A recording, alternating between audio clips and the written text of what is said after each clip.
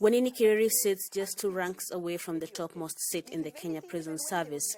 She is the first woman to hold the position of Assistant Commissioner of Prisons and the first woman to hold the position of Commandant of the Prison Staff Training College in Kenya.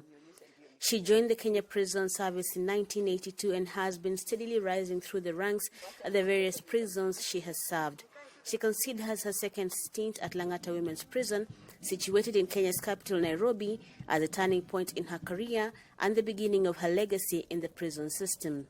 And I have seen my journey and what I have done, my impact in Kenya prisons, because I became a change agent, and it takes boldness. Wanini was the first officer in charge of Lang'ata Women's Prison, where she allowed media cameras into the correctional facility and showed for the first time how female inmates and their babies were being treated. Then, the inmates were sleeping on the floor with limited or no access to basics like sanitary towels and diapers for their babies. Her desire to change the institution was also born out of what she had witnessed as a junior officer. I also didn't like a lot that was going on. I could see the mistreatment, but now as a very young officer and junior, because there is an officer in charge, there is little you could do about it.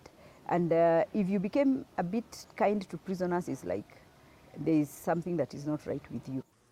That kindness, she says, is what has helped her successfully navigate administration duties, even in Shimolatewa, a maximum security prison for men located in the coastal city of Mombasa.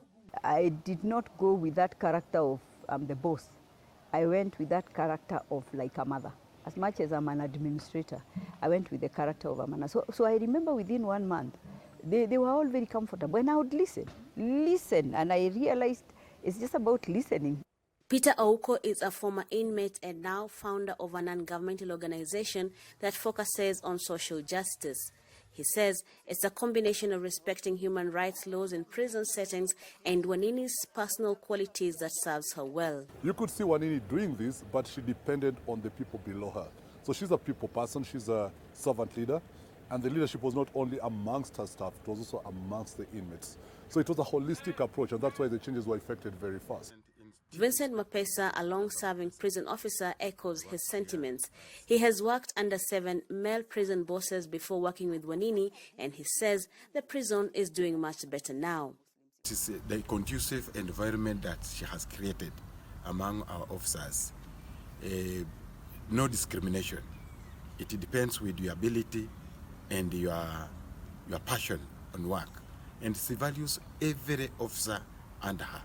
So that's the biggest difference, which is different from the former men that we were working under.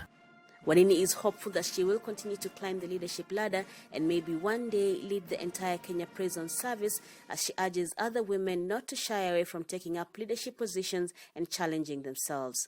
Brenda Mulinya for VOA News, Nairobi.